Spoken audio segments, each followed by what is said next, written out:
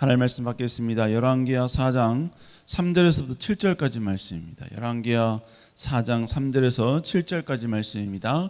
다 같이 말씀 받겠습니다. 시작. 이르시되 너는 밖에 나가서 모든 이웃에게 그릇을 빌되 빈 그릇을 빌리되 조금 빌리지 말고 너는 내 두 아들과 함께 들어가서 문을 닫고 그 모든 그릇에 기름을 부어서 차는 대로 옮겨 놓으라 하시니 여인이 물러가서 그의 두 아들과 함께 문을 닫은 후에 그들은 그릇을 그들에게로 가져오고 그는 부었더니 그릇에 다 찬지라. 여아들에게 이르되 또 그릇을 내게로 가져오라 하니 아들이 이르되 다른 그릇이 없나이다 하니 기름이 곧 그쳤더라. 그 여인이 하나님의 사람에게 나아가서 말하니 그가 이르되 너는 가서 기름을 발아 빚을 갚고 남은 것으로 너와 내 두 아들이 생활하라 하였더라. 아멘. 오늘 열왕기하 4장 3절 7절의 말씀을 가지고 이유 있는 기적이라는 제목으로 함께 좀 같이 말씀을 나누도록 하겠습니다. 오늘 본문은 우리가 너무나 잘 알고 있는 그런 내용이죠. 그리고 또 여러분 과거에 한번 오늘 본문을 가지고 여러분과 함께 좀 말씀을 나누었습니다. 근데 오늘 이 본문을 약간 좀 다른 관점에서 함께 좀 같이 나누기를 소망합니다. 오늘의 전반적인 내용은 이렇습니다. 엘리사는 수없이 많은 자기를 따르는 제자들이 많았습니다. 그런데 그 제자들 가운데 엘리사를 따르다가 여러분 유명을 달리했던 제자 한 명이 있었어요. 근데 그 제자는 싱글이 아니라 바로 결혼을 했고 바로 두 자녀, 특별히 두 아들을 둔 가장이었던 것이죠. 그런데 이 제자가 죽고 난 이후에 그 제자의 아내가 엘리사를 찾아옵니다. 그러면서 자기의 애처로운 상황에 대해서 이제 엘리사에게 하소연을 하지요. 자기 남편, 즉 선지자의 제자는 하나님을 사랑했던 사람인데 그가 생전에 지었던 빚 때문에 지금 자기의 두 아들들이 지금 종으로 팔려가게 되었다는 것입니다. 열왕기하 4장 1절 한번 읽어볼까요? 시작. 선지자의 제자들의 아내 중에 한 사람이 엘리사에게 부르짖어 이르되 당신의 종 나의 남편이 이미 죽었는데 당신의 종이 여호와를 경유하는 줄은 당신이 아시는 바니이다. 이제 빚준 사람이 와서 나의 두 아들을 데려가 그의 종을 삼고자 하나이다 하니 이게 결국 뭡니까? 지금의 이 고난의 문제, 지금 자신에게 직면한 이 아픔의 문제를 해결해 달라. 여러분 이 고백이겠죠. 근데 여러분 참 다행스러운 것은 이 엘리사 선지자는 이 여인의 요청과 간구를 무시하지 않았습니다. 그리고 그녀에게 지금의 위기를 해결할 수 있는 방법을 자세하게 가르쳐 주죠. 이 선지자의 아내는 결국은 선지자 엘리사가 했던 그 말 그대로 순종을 합니다. 그리고 전무후무한 놀라운 기적을 체험하게 되고 그 기적을 스스로만 경험한 것이 아니라 이제 성경에 기록되었기까지, 성경에 기록되는 순간까지 여러분 그 모든 일거수일투족이 여러분 공개되어지는 이러한 놀라운 축복과 은혜를 경험하게 되는 것입니다. 그러니까 결국 오늘 본문에 등장하는 이 여인은요, 자기 간증을 하고 있는 거예요. 자기는 이렇게 해서 이렇게 하나님을 만났고 이렇게 하나님 놀라운 기적을 체험했고 이런 놀라운 역사를 체험했습니다. 이것을 하나님에 대한 신뢰가 부족한 시대, 하나님에 대한 믿음이 부족한 그 시대에게 과감하게 도전장을 내고 있는 것입니다. 지금 엘리사는 북이스라엘에서 여러분 활동하던 선지자였거든요. 북이스라엘은 하나님을 모두 다 떠난 사람들이었습니다. 분명히 이스라엘 백성들이에요. 그러나 그들은 하나님을 떠나고 우상을 섬긴, 하나님을 완전히 등을 돌린 그러한 시대 가운데 살던 사람들이었다는 것이죠. 과연 이런 장소 가운데, 이런 상태 가운데 하나님을 하나님답게 섬기는 사람이 존재할 것인가? 여러분 이런 의문이 날 정도로 타락한 시대였다는 것입니다. 그런데 오늘 본문에 등장하는 이 여인은 그 여인의 이름조차 성경은 기록하지 않습니다. 그럼에도 불구하고 그녀는 하나님을 아무리 타락한 시대, 아무리 하나님을 배척하는 시대, 아무리 하나님의 기적과 역사가 무너져버린 시대라고 모두가 그렇게 단정하는 시대라 할지라도 철저히 하나님을 사랑하고 철저히 하나님을 존중히 여기는 자는 하나님의 놀라운 기적을 경험할 수 있다는 것을 그의 삶과 그의 모습을 통해서 증명하고 증거했던 위대한 사람이라는 것입니다. 여러분, 그리스도인이란 뭡니까? 그리스도인은 우리의 삶과 우리의 모습과 우리의 행동과 우리의 모든 전생애를 통하여 예수 그리스도가 존재한다는 사실을 증거하는 사람이어야 됩니다. 증명해내는 사람이어야 됩니다. 위대한 하나님, 전능하신 하나님, 그 하나님은 지금도 일하시고 있다는 것을 믿지 않는 모든 자들과, 아니 믿되 여러분 적절하게 믿는 그들에게 과감하게 그리스도의 이름으로 도전장을 주고 그들에게 도전을 주는 여러분 그런 존재가 되어야만 된다는 것입니다. 교회만 다닌다고 여러분 그리스도인이 아닙니다. 교회만 출석한다고 여러분 그리스도인이 아니라는 거예요. 여러분, 하다못해 내 몸에 향수를 뿌려도요, 그 향수를 뿌린 하나의 행동 때문에 여러분 다른 사람에게 긍정적 영향을 미칩니다. 이번에 여러분 목사님이 저희 갔다 왔지 않습니까? 캄보디아 갔다 와서 오늘 11시인가 교회 도착했거든요. 목사님이 출발할 때 여러분 그 좌석에 앉잖아요. 그런데 제 오른쪽에 뭐 그 사람을 비하하거나 비난하는 건 아닙니다만 약간 등치가 좋은 흑인 남성이 제 옆에 탔어요. 그런데 그 특유의 몸냄새 있잖아요. 그 특유의 몸냄새, 가는 내내 기도하고 갔습니다. 주님, 제발 이 코가 좀 어떻게 좀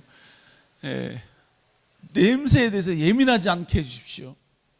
근데 그때 다행히 그 기도 소리가 들렸을까요? 목사님 발 앞에 있는 하은이가, 오늘 하은이 안 왔죠? 하은이가 마스크를 주는 거예요. 마스크. 그 마스크를 끼고 여러분 6시간 동안을 버텼습니다. 여러분, 내 옆에 와 있는 이 사람 때문에 내가 영향을 미치더라 이겁니다. 하다못해 여러분 향수를 하나 뿌려도 여러분 옆에 여러분을 통해 나오는 그 향수로 사람에게 때로는 여러분 프레시한 기분을 줄 수 있듯이 우리 그리스도인은 여러분의 모습과 행동과 모든 태도를 통하여서 하나님은 지금도 일하십니다. 지금도 역사하시는 분이십니다. 하나님은 지금도 하나님을 울부짖는 자에게 찾아와 주시는 분이십니다. 지금도 주님은 기도에 예민하게 응답하시는 분입니다. 이걸 증거하고 증명할 수 있는 사람이 된다는 것입니다. 오늘 본문에 등장하는 이 여인은 이름도 없지만 여러분 이런 위대한 역할을 해내고야 말았다는 것이죠. 우리 사랑하는 청년 여러분, 여러분도 다시 한번 이렇게 하나님 앞에 아름답게 쓰임받을 수 있는 여러분 되시기를 다시 한번 여러분을 축복합니다. 축원합니다. 여러분, 이것이 오늘 본문의 전반적인 내용이에요. 자, 그러면 오늘 본문의 내용을 통해서 우리가 다시 한번 알고 깨달아야 될 내용은 무엇인가? 첫 번째로 우리 하나님은 하나님의 방법으로 문제를 해결하신다는 것입니다. 선지자 아내는요, 엘리사에게 자기의 위기를 해결해 달라고 요청을 합니다. 그래서 엘리사 선자는 그 간구, 그 요청을 듣고 그에게 어떻게 이 문제를 해결할지에 대한 방법을 가르쳐 줘요. 그런데 엘리사가 이 여인에게 전달한 그 해결의 방법은 어떻게 보면 지금 이 시대를 살고 있는 우리들의 이성으로 보아도, 아니 그 시대에 살고 있는 사람들의 생각과 그리고 개념으로 봐도 이게 좀 납득하기가 쉽지 않습니다. 우리 한번 열왕기하 3장 3절 4절 읽어볼까요? 시작. 모든 이웃에게 그릇을 빌리라. 빈 그릇을 빌리되 조금 빌리지 말고 너는 내 두 아들과 함께 들어가서 문을 닫고 그 모든 그릇에 기름을 부어서 차는 대로 옮겨 놓으라 하시니, 문제 해결을 위해서 이렇게 하라라고 방법을 말해주는 거예요. 근데 그 방법이 뭐였습니까? 첫 번째, 모든 이웃에게 그릇을 빌리라는 겁니다. 그리고 그 빌린 그릇을 내 집에 가지고 들어가래요. 그리고 문을 닫으래요. 그리고 그 다음부터 이제 네가 가지고 있는 그 기름 한 병을 그 빈 그릇에다 이제부터 계속해서 부어 놓으라는 겁니다. 그리고 차는 대로 옮겨 놓으라는 거예요.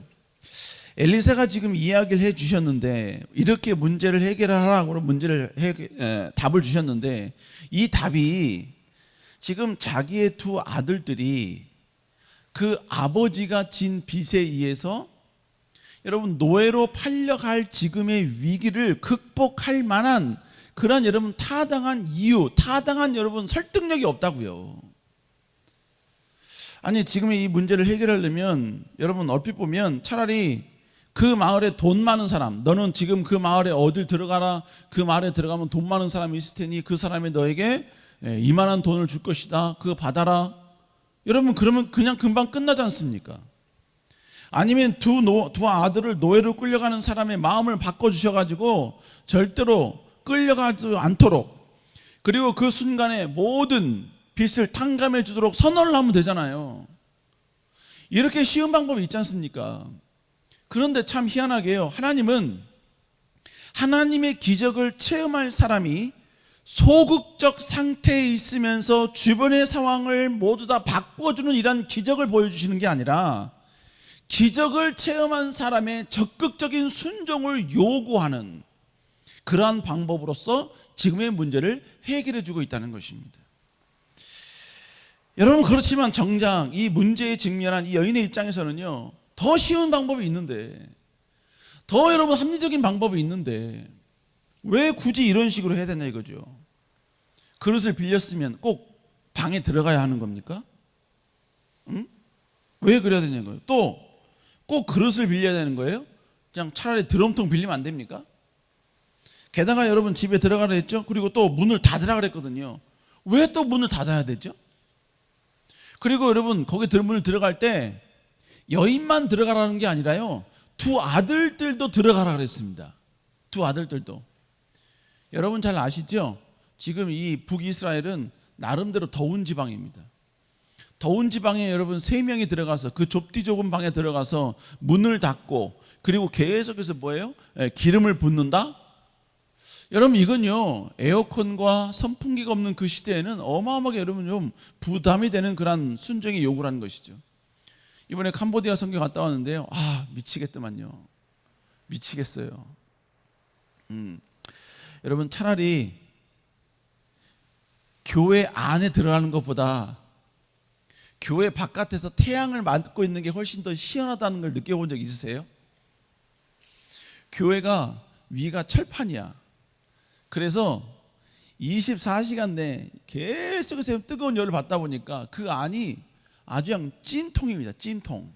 선풍기를 틀어놔도요, 그 선풍기에서 따뜻한 바람이 나와요. 온풍이 나온다니까. 그리고 거기서 청년들이 막 들고 뛰지요. 게다가 여러분 찾아오는 아이들, 선교 갔다 온 아이들은 알겠지만 여러분 거기 있는 아이들이 잘 씻지를 않잖아요. 그러니까 그 특유의 냄새가 있습니다. 냄새와 찌는 듯한, 여러분 그러면서 막 활동적으로 막 하고 있죠. 막 뛰죠. 막 이러니까 미쳐버리겠는 거예요. 밖에 나와가지고 있는 게 오히려 더 시원해. 여러분 지금 뭐 그 정도는 아니겠습니다만 지금 이 여인의 집이 그 정도라고요. 근데 왜 두 아들이 들어가야 되죠? 왜 문을 닫아야 되죠? 엄마만 들어가면 안 됩니까? 아들 하나만 들어가면 안 됩니까? 여러분 참 희한하게 이러한 방법들을 계속해서 요구하고 있다는 것입니다. 여러분 그런데 중요한 게 뭔지 아십니까? 중요한 것은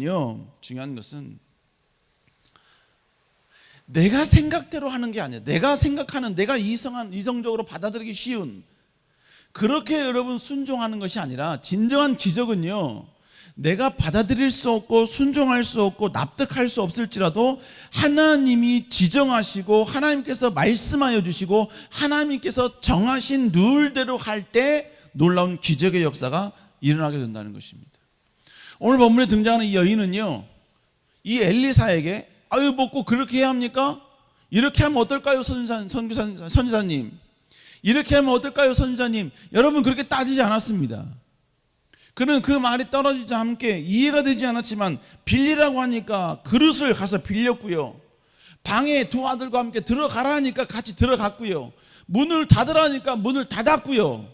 그리고 한 병의 기름밖에 없는데 그 한 병의 기름을 다른 그릇에 쏟아 부으라 할 때 여러분 그녀는 아무런 저항도 아무런 의구심도 아무런 의심도 하지 아니하고 그대로 행했다는 것이죠. 여러분 한 병밖에 없는 그릇을 다른 그릇에 부으면 여러분 여기 있는 기름이 이쪽으로 옮겨지는 거 아니에요? 여러분 그게 무슨 기적입니까? 그러나 여러분 참 아이러니한 것은 이성적으로 봤을 때는 한 그릇밖에 되지 않는 남은 그 그릇을, 그 이름을 다른 그릇에 옮기는 거라고 생각했는데, 내가 실제로 순종해 보니까 여러분, 이쪽에 그릇이 채워지면서 또 다른 자기의 그 가지고 있었던 그 그릇에도 하나님의 놀라운 기름이 채워지는 능력과 기적을 체험하게 되었다는 것입니다. 여러분, 결국 하나님은요, 때로는 우리의 삶 가운데 비이성적인 방법으로 우리에게 하나님의 놀라운 능력을 보여주시겠다라고 약속한 구절이 성경에 참 많이 있습니다. 인간의 이성과 인간의 판단과 인간의 생각으로 하나님의 명령이 납득하기 쉽지 않은 것들이 참 많아요. 아니, 어떻게 보면 성경 대부분이 다 여러분 납득하기 쉽지 않습니다. 성경이 우리에게 어떤 말씀하십니까? 우리가 너무나 이렇게 잘 알고 있는 내용이죠. 신명기 28장 1절 한번 읽어볼까요? 시작. 내가 네 하나님 여호와의 삼가 듣고 내가 오늘 네게 명령하는 그 모든 명령을 지켜 행하면 뛰어나게 하실 것이라. 여러분, 하나님이 우리를 세계 모든 민족 가운데 뛰어나게 하실 수 있대요. 우리를, 부족한 우리를, 나약한 우리를 그렇게 할 수 있대요. 여러분, 죽전에서 여러분이 1등 나도 대단한 거 아닙니까? 용인에서 1등 나도 대단한 거 아닙니까? 근데 하나님은 전 세계에서 모든 민족이 뛰어난 백성이 되게 해주겠다고요. 이게 이성으로 납득이 됩니까? 여러분 스스로를 봤을 때 여러분이 전 세계 모든 민족 가운데 뛰어난 백성이 될 수 있는 가능성과 이런 모든 능력이 있다고 보십니까? 이성적으로는 받아들이기 쉽지 않아요. 어떻게 그런 일이 가능하지? 그런데 여러분, 하나님은 해 주시겠다는 거예요. 그런데 세계 모든 민족 가운데 뛰어난 백성이 되게 해 주시겠다고 하나님께서 우리에게 요구하신 명령이 뭡니까? 본문에 뭐라고 얘기합니까? 네 하나님 여호와 말씀을 삼가 듣고, 첫 번째는 들으란 얘기예요. 두 번째 뭡니까? 명령을 다 지켜 행하면 행하라는 이야기입니다. 그러므로 말씀을 읽지 않은 자는 하나님의 기적은 절대로 그의 인생 가운데 나타나지 않습니다. 말씀에 대한 순종이 없는 사람은 절대로 그의 인생 가운데 역사가 나타나지 않습니다. 직분이 높다고 기적을 경험하는 게 아니에요. 교회 생활 오래 했다고 여러분 기적을 경험하는 게 아닙니다. 하나님 말씀을 듣고 그 말씀 앞에서 순종하겠다는 의지를 가지고 철저히 순종하려는 그 노력, 그 수고, 그게 있을 때 하나님은 그에게 오늘 신명기 28장 1절의 이 놀라운 기적과 능력을 그에게 행하여 주시는 것입니다. 물론 여러분, 이 말씀을 이해할 수 없어요. 납득할 수 없습니다. 세계 모든 민족의 뛰어난 백성이 되려면요, 주일 성수하지 아니하고 주일 성수할 그 시간에 나가서 영업을 해야 합니다. 주일 성수해야 될 그 시간에, 하나님께 봉사하고 헌신할 시간에 여러분 공부해야 되고, 더 많은 걸 준비해야 되고, 더 많은 영업을 해야 되고, 더 많은 사람을 만나야 합니다. 절대로 하나님의 명령과 계명대로 순종하면 안 됩니다. 하나님의 명령과 계명대로 순종해서 여러분 훗날 내가 위대한 축복의 주인공이 되려면 여러분 물질을 모아야 돼요. 하나님께 드리면 안 됩니다. 11조 하면 안 됩니다. 하나님께 주일 예물을 하면 안 됩니다. 이게 여러분 이성적인 거 아닙니까? 이게 합리적인 거 아닙니까? 그런데 하나님은요, 하나님의 모든 명령을 삼가 듣고 순종할 때 하나님의 놀라운 기적과 역사를 그의 인생 가운데 보여주시겠다는 것입니다. 역사해 주시겠다는 것입니다. 여러분, 우리 기독교인, 특별히 그리스도인들 가운데 여러분 실패가 거듭되는 이유는 무엇 때문이냐? 하나님의 말씀보다 자기 이성이 여러분 더 우위에 있다고 생각하기 때문에 그런 거예요. 여러분, 우리 인간은 어느 누구도 똑똑하다 할지라도 절대로 하나님의 말씀과 비할 수 있는 존재가 아닙니다. 우리의 말씀은요, 우리의 말은요, 능력이 없어요.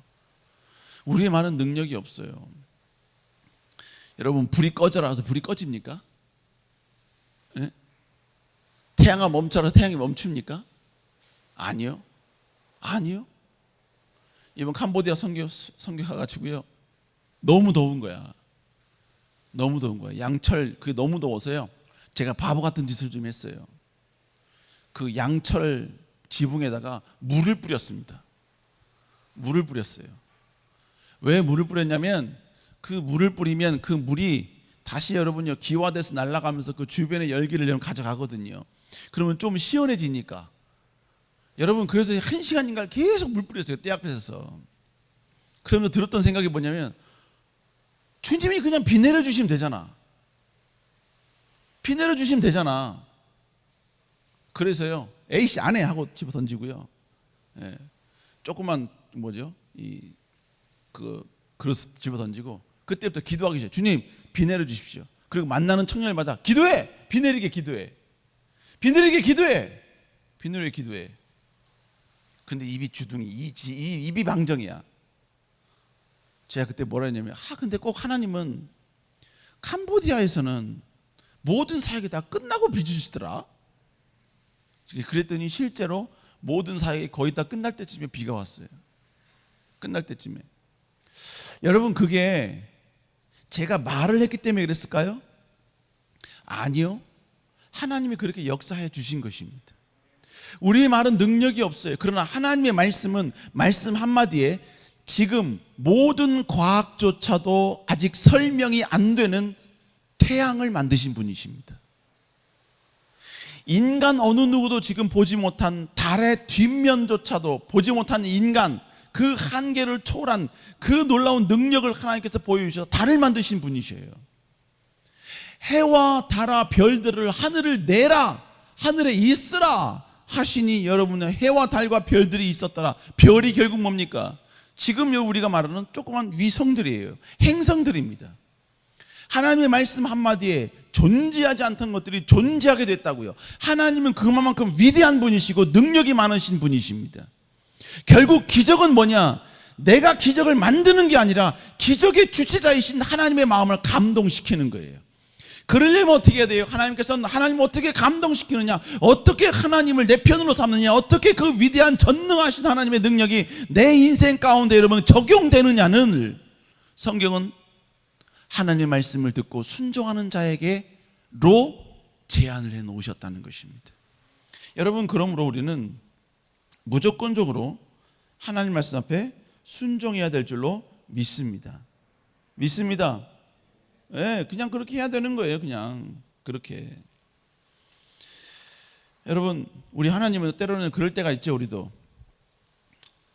우리가 정해놓은 기적대로 하나님 역사해 주십시오라고 할 때가 있어요. 왜? 내가 봤을 때 이렇게 기적이 일어나는 게 훨씬 이성적이니까. 그래서 그 기적에 내가 정해놓은 기적대로 하나님 해 주십시오. 그러나 여러분, 하나님은 절대로 그러지 않으십니다. 물론 내가 기도한 대로, 원하는 대로 하나님 해 주실 때도 있어요. 그러나 하나님께서는 그것조차도 하나님의 방법과 일치하니까 가능한 거예요. 여러분, 제가 미국에 있을 때 학비도 내야 되고, 또 저희 딸 학비도 내야 되고, 여러분 집에 렌탈비도 보통 한 200만 원 나갑니다. 나가니까 여러분 저도 어느 정도 여러분 운용할 수 있는 자금이 많이 부족했어요. 그래서 하나님께 간절히 기도했습니다. 하나님 도와주십시오. 역사해 주십시오. 그러면서 제가 기도했던 게 뭔지 아세요? 미국에는 갱이나 이런 사람이 많잖아요. 갱단이나 이런 사람들이. 그러니까 갱단끼리 막 총질하면서 막 하다가 누가 하나가 돈가방을 들고 산속으로 도망간 거야. 산속으로 도망가다가 총을 맞아가지고 너무나 힘든 나머지 돈가방을 버리고 간 거야. 근데 그 돈가방이 어떻게 돼서 약간 늪 아닌 늪에 이렇게 빠지게 된 거야. 근데 그걸 내가 발견한 거야. 이게 뭐지? 이게 뭐지? 하고 이렇게 파봤는데 거기에 흙 묻은 달러가 있는 거야. 이게 제가 만들어 놓은 시나리오였습니다. 그래서요, 우리 주변에 목사님 살고 있는 그 주변에 차를 타고 한 10분 15분 가면 거기 이제 그 공원이 하나가 있습니다. 한적한 공원이에요. 사람도 별로 없고, 그리고 사람이 다닐 수 있는 길이 있고, 그 주변으로는 약간 질퍽질퍽한, 사람이 들어가기 쉽지 않은 그런 땅이에요. 항상 공원을 산책할 때마다 와이프는 저와 대화를 합니다. 저는 주로 듣는 입장이고 와이프는 주로 말을 하는 입장이고, 저는 주로 호응을 주로 많이 했어요. 아, 그래, 그렇지, 그렇지. 저는 입으로는 그렇지, 그래, 맞아, 그렇게 해야 돼야, 그렇게 하면서 제 눈은 어딜 봤을까요? 제 눈은 어딜 봤을까요? 네, 사람의 발길이 닿지 않는 저 늪. 혹시 저 늪에 무슨 끈이 보이지 않을까? 무슨 가방이 보이지 않을까? 그러기를 2년 동안 그 짓거리를 했습니다.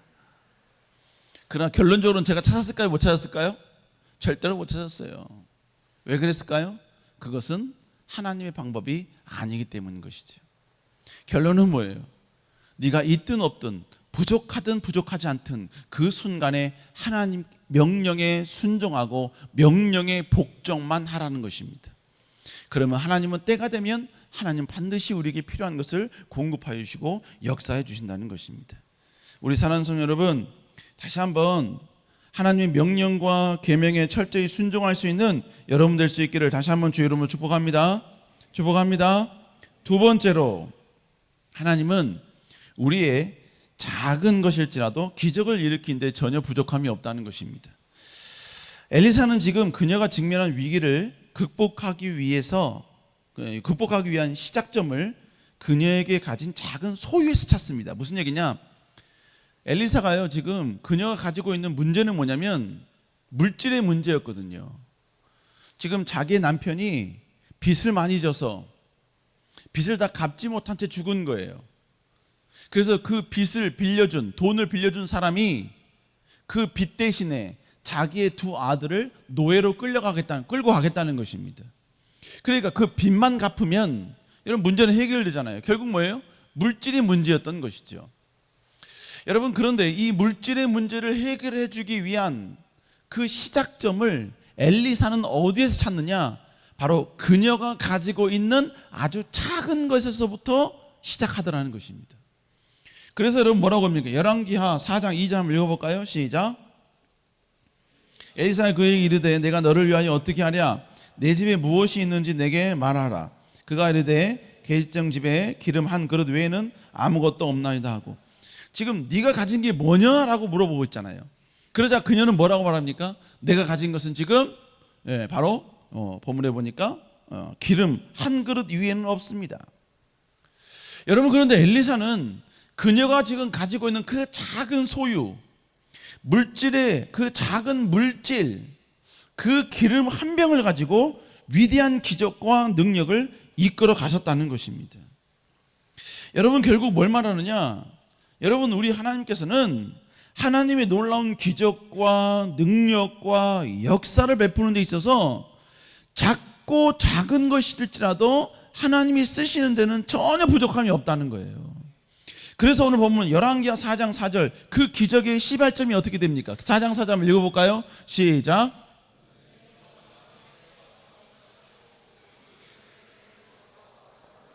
본문에 뭐라고 이야기합니까? 여러분, 가서 모든 그릇에 기름을 부었다고 이야기하고 있습니다.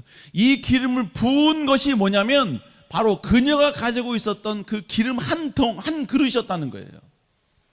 결국 하나님께서는 그녀가 가지고 있는 그 작은 것을 시작으로 위대한 기적을 만들어 내셨다는 것입니다. 결국 여러분, 우리는 하나님께 크게 쓰임 받아야 돼, 하나님 나라 영광을 존귀하게 쓰임 받아야 돼 라고 말할 때 우리는 처음서부터 많아야 된다고, 풍성해야 된다고, 넉넉해야 된다고, 높아야 된다고, 많은 지식을 가져야 된다고, 백그라운드가 좋아야 된다고, 여러분 어느 정도 여러분은 물질이 있어야 된다고, 여러분 그래야지만 쓰임 받을 수 있다라고 우리는 생각하고 있다는 것입니다.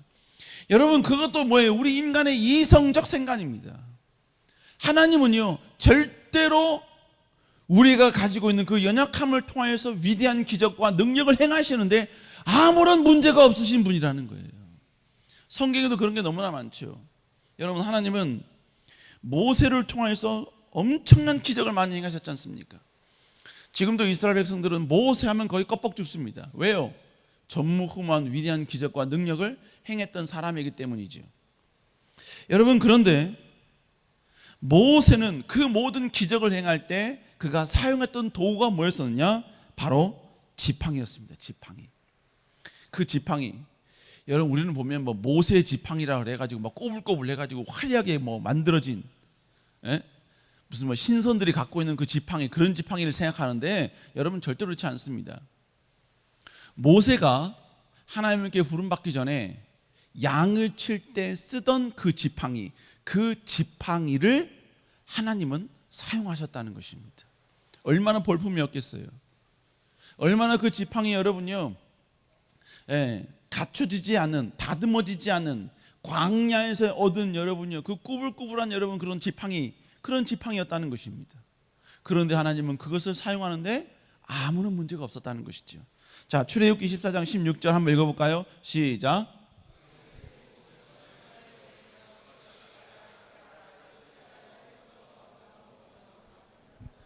여러분 본문을 보니까 뭐 했어요? 홍해를 가를 때 제일 먼저 한 게 지팡이를 들고 손을 바다 위로 내밀었다라고 이야기하고 있습니다. 웬만한 애니메이션 보면 극적인 어떤 효과를 위해서 막 그 뭡니까? 이걸로 막 뭐죠? 막대기로 막 팍 치고 막 그러는데 성경은 쳤다는 표현은 안 나와요. 바로 그 위로 지팡이를 내밀었다라고 이야기를 합니다. 그럴 때 놀라운 기적의 역사가 일어났어요.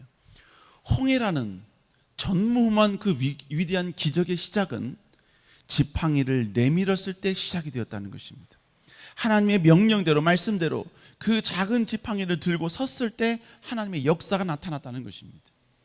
그만 그랬을까요? 아닙니다. 다윗도 마찬가지였죠. 다윗도 여러분 골리앗과 싸우러 나갈 때 그가 준비할 수 있는 것 아무것도 없었습니다. 아무것도 없었어요. 그런데 그가 가지고 갈 수 있는 유일한 게 뭐였습니까? 바로 물맷돌이었어요. 물맷돌. 우리 사무엘상 17장 40절 읽어볼까요? 시작.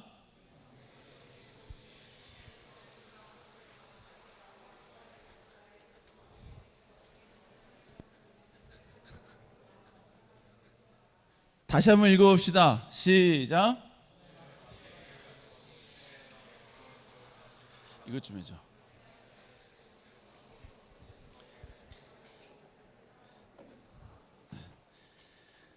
캄보디아에 있다 보니까 너무 덥네요. 자, 여러분 여기서도 뭐예요? 물맷돌을 가지고 블레셋 사람에게 나아갔습니다. 물맷돌을 가지고 갈 때 그 물맷돌을 가지고 가는 다윗에게 무슨 선한 일이 나겠냐고 누가 기대했겠어요? 근데 중요한 것은 그 물맷돌을 하나님이 사용하셨다는 것입니다. 역사가 나타났다는 거예요. 자, 사무엘상 17장 42, 43절 읽어볼까요? 시작.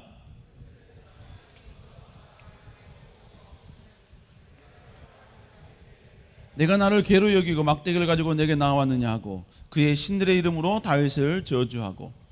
여러분, 그는 지금 업신여김을 받을 수밖에 없는 그런 여러분 연약함 가운데 있었다는 거예요. 그러나 그가 하나님을 의지하고 나갈 때 여러분 그 물맷돌이 자기를 비웃는 그를 넘어뜨리는 위대한 기적의 아주 작은 능력의 도구가 되었다는 것입니다.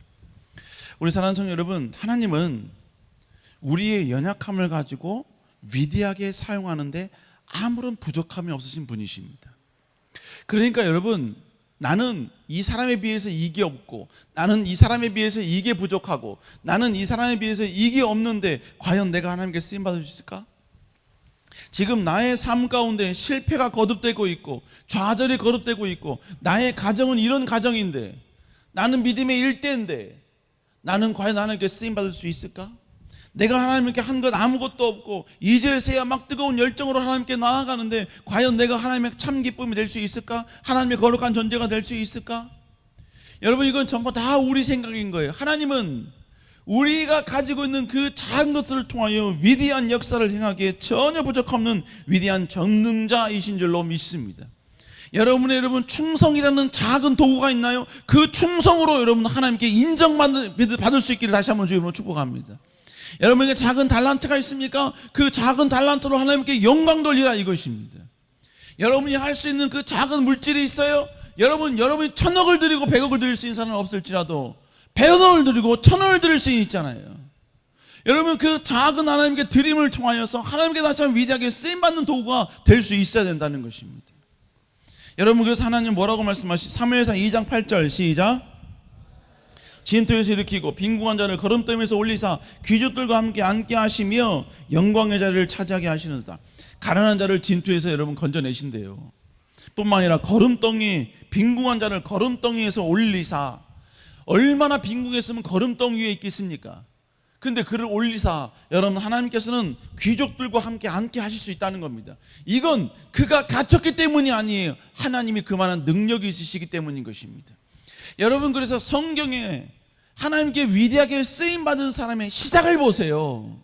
그들의 시작은 극히 초라하고 극히 나약하고 극히 볼품이 없었습니다. 아브라함의 초창기 때 뭐가 여러분 볼품이 있습니까? 자식이 있습니까? 그렇다고 비전이 있습니까? 가정의 미래가 있습니까?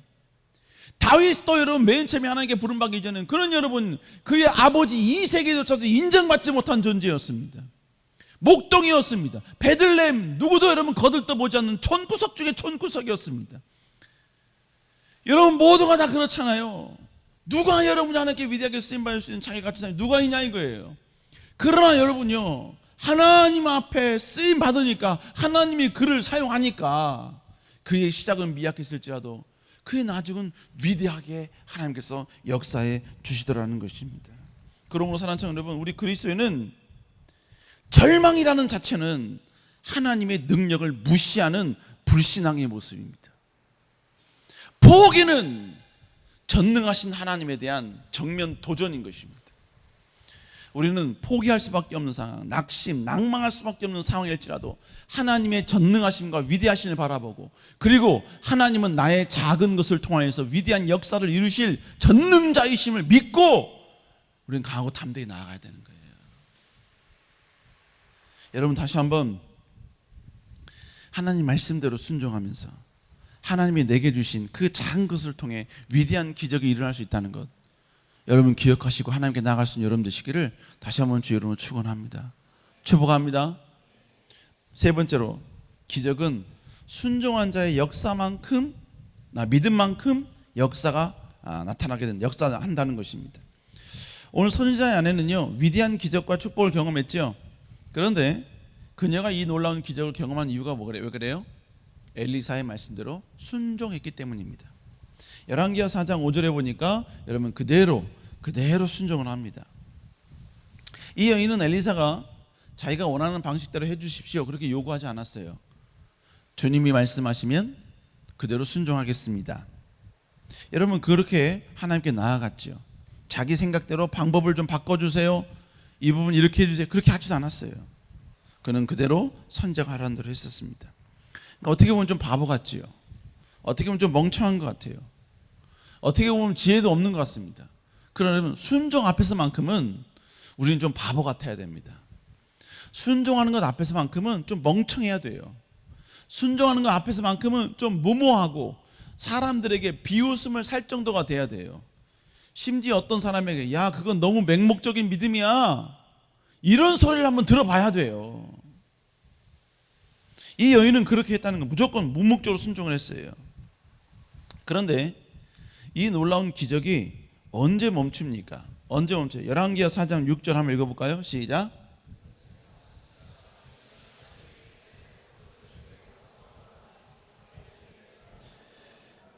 여러분 빌려온 모든 그릇에 하나 둘씩 기름을 부으니까 다 찰 때마다 그릇을 옮겼어요. 그리고 새로운 빈 그릇을 갖다 놓고 또 다시 한번 여러분 그 자기가 가지고 있는 그 한 그릇 한 병에 기름을 계속 붓는 거예요. 채우니까 계속 옮긴 겁니다. 여러분 그리고 나서 여인이 아들에게 또 가져오라 그러니까 아들이 뭐라 그래요? 다른 그릇이 없나이다 이 말과 함께 기름이 곧 멈췄다라고 말하고 있습니다. 여러분 기름은 여러분 생각을 해보세요. 기름을 여러분 계속 분다고 해보세요. 그럼 팔이 아프겠죠? 그죠? 팔이 아플 거예요. 팔이 아프면 쉬어야 될 거 아닙니까? 그죠? 이번엔 캄보디아 선교하는데 우리 박종훈 목사님이 설교를 했어요. 설교를 하는데 뭡니까? 하얀 옷 위에 우리의 죄를 상징하는 검은색 분무기를 막 뿌리는 거야. 근데 흰색 옷에 검은색 분무기를 뿌리면 이게 빨리 검어져야 되거든. 그게 이제 박 목사님의 의도거든. 근데 아무리 뿌려도 이게 검은색이 잘 안 나타나는 거야. 그러니까 계속 뿌리더라고. 근데 처음에는 어떻게 했냐면 자기가 이렇게 앞에다 이렇게 배에다 걸치고 막 뿌리더라고요. 근데 우리 황운희 목사님이 그때 가가지고 좀 들어줬어요. 그 다음 교회 가서 또 하려고 할 때 제가 잽싸게 나가서 이렇게 들어줬습니다. 근데 들어줄 때 제 얼굴이나 제 모습이 나오면 안 되잖아요. 그래서 제 얼굴까지 이렇게 제가 가려서 이렇게 보여줬어요. 그래서 애들이 오직 여기에만 집중할 수 있도록 그렇게 했습니다. 근데 분무기를 뿌려도 이게 검은색이 잘 안 나오잖아요. 그러니까 계속 뿌리잖아요. 그러면서 또 계속 설교하고 또 그러다 또 주님의 보혈을 상징하는 그걸 또 뿌리니까 또 이게 또 잘 안 돼. 또 계속 뿌리고. 예, 그렇게 되는 그것도 설교하고. 그래서 이게 길어진 거야. 길어진 거야. 근데 제가 이렇게 들고 있다 보니까 서서히 팔이 아프기 시작하는 거예요. 팔이 아프기 시작하는 거야. 근데 그렇다고 해서 제가 속으로 주님, 우리 박 목사님 설교 빨리 좀 멈추게 해주십시오. 이럴 수는 없잖아요. 예. 그러다 보니까 서서히 내려오고 다시 애들 얼굴이 보여지면 다시 올리고 이렇게 반복을 했습니다. 왜? 나도 인간인지라 팔이 아프니까. 그럼 여러분 이 기름을 붓는데 여러분 계속 부으면 팔이 아플 거 아니에요. 그러면 여러분 이 여인도 어떻게 했어요? 잠깐 여러분 붓던 걸 멈추고 쉬어야 될 거 아닙니까? 여러분 기름이 멈춘 거는 기름 붓는 걸 잠시 쉬었을 때 기름이 멈춘 게 아니에요. 야, 다른 기름 갖고 와. 여러분 그래서 기름을 갖고 오는 그 순간에 여러분 이 기름이 사라진 게 멈춘 게 아니라고요. 언제 그 기름이 멈췄느냐? 자신이 빌려온 그릇이 다 차니까 기름이 멈추게 되었다는 것입니다. 여러분 그런데 중요한 건 뭘 말하느냐? 엘리사가 너는 가서 이웃에게 그릇을 빌려오라, 많이 빌려오라 라고 말을 했지 어느 정도의 분량만큼 빌려오라 라는 말은 하지 않았어요. 그냥 많이 빌려오라 라고 이야기를 한 거예요. 목사님이 주일날 설교하러 올라갈 때 아니면 뭐 예배 사회보러 올라갈 때 뒤로 쭉 가잖아요. 그러면 뒤로 올라가는 그 길, 3층 프라메이스홀 뒤로 올라가는 그 길에 청년부들 그 뭡니까 헌금대가 쫙 있잖아요. 그럼 청년들이 거기서 막 헌금대를 뽑아서 막 이렇게 헌금을 막 합니다. 헌금을 막 해요. 그러면 제가 농담 삼아 지나가면서 많이 해, 많이, 하나님 복 주셔, 많이 해, 많이 하고 가거든요. 그리고 갑니다. 그 많이라는 단어가 목사님이 너 얼마 해? 라고 정하지는 않았어요. 그러나 여러분 그의 믿음만큼 하나님께 드리는 거예요. 오늘 여인도요, 엘리사가 많이 빌려와라 라고 해서 몇 개를 빌려올지에 대해서는 성경은 말하고 있지 않아요. 엘리사는 말하지 않았습니다. 그래서 결국 뭡니까? 많이라는 그 정도는, 많이 빌려오는 그 정도는 누가 정하느냐? 바로 그 여인이 정하는 거예요. 그 여인이. 엘리사의 이 말을 내가 얼마만큼 신뢰하느냐, 엘리사의 말대로 진짜 이루어질 걸 내가 얼마나 믿고 있느냐, 그 믿고 있는 만큼 빌려올 수 있는 거예요. 그리고 빌려오는 거는 무제한입니다. 엄청나게 빌려왔다고 해서 하나님께서 야, 너 너무하지 않냐? 이 정도는 좀 너무한 거 아니야? 하나님은 그러지 않으셔요. 철저히 오늘 본문은 그녀의 믿음에 의해서 기적의 분량과 기적의 시간과 기적의 양이 달라지게 되는 거예요. 물론 오늘 그녀는 적게 빌려오진 않았습니다. 우리 4장 7절 한번 읽어볼까요? 시작.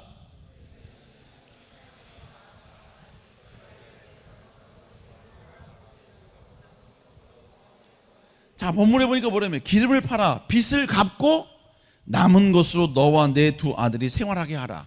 뭘 말하는 겁니까? 이 여인은 그릇을 적게 빌려온 건 아니란 이야기예요. 자신이 가지고 있는 모든 빚을 탕감할 정도로, 그리고 그 빚 탕감하고도 남아서 자신이 앞으로 인생을 살아가는 데 있어 여러분 필요한 모든 물질을 사용할 수 있을 만큼 그런 엄청난 많은 그릇을 가져왔다는 것입니다. 그런데 또 중요한 건 뭘 말하냐면, 그가 그렇게 많이 그릇을 가지고 왔다 할지라도 그 마을에는 그녀가 빌려온 그릇 이외에 더 많은 그릇이 다른 이웃들에게 있었다는 것입니다. 그는 그가 빌려온 것보다 훨씬 더 많은 그릇을 빌려올 수 있는 가능성, 충분히 다분히 있었다는 것입니다. 결국은 그녀가 엘리사의 말에 얼마만큼 신뢰했느냐, 하나님의 말씀에 대해서 내가 얼마만큼 신뢰했느냐, 그 신뢰한 만큼 가져오는 거예요. 신뢰하는 것만큼 빌려오는 겁니다. 신뢰한 만큼 순종하는 겁니다. 신뢰한 것만큼 내가 충성하는 겁니다. 신뢰하는 것만큼 내려놓는 겁니다. 신뢰하는 것만큼 하나님의 기쁨이 되는 것입니다. 우리 사랑하는 성도 여러분, 그러므로 여러분 생에 여러분이 경험하는 하나님의 놀라운 기적과 축복은 다 여러분의 믿음으로부터 기인한 것입니다. 왜 저 사람은 저런 축복받고 왜 나는 이런 축복밖에 못 받는 거죠? 내가 혹시 그렇게 이야기했다면 그 고백은 쟤는 저렇게 믿음이 좋은데 나는 왜 이렇게 믿음이 없죠? 그 믿음은 그 고백인 것입니다. 사랑하는 청년 여러분, 우리 그리스도인에게 필요한 건 뭘 말하느냐? 필요한 것은요, 우리는 교제도 해야 되고, 그죠? 봉사도 해야 되고, 헌신도 해야 되고, 충성도 해야 됩니다. 그리고 예배 시간에 졸면 안 되죠. 우리 그 기독교인의 바로 올바른 모습이죠. 근데 여러분, 더더욱 중요한 것은 하나님에 대해 하나님 앞에서의 우리의 믿음과 신뢰를 더 확장하고 강하게 만들고 풍성하게 하는 것, 이게 우리 그리스도인에게 무엇보다 중요하고 필요하다는 것입니다. 우리 사랑하는 성도 여러분, 우리가 믿는 분은 하나님이십니다. 그 하나님의 전능하심은 무궁무진하십니다. 그 전능하심을 내가 얼마만큼 믿느냐에 따라 그 전능하심이 우리의 삶 가운데 나타나게 되는 것이고, 여러분, 표출이 되는 것입니다. 우리 사랑하는 성도 여러분, 다시 한번 여러분 다시 하나님을 더욱더 철저히 신뢰하고 순종함을 통해서 더욱더 하나님의 큰 기쁨이 될 수 있는 여러분 될 수 있기를 다시 한번 주의 이름으로 축원합니다. 축원합니다.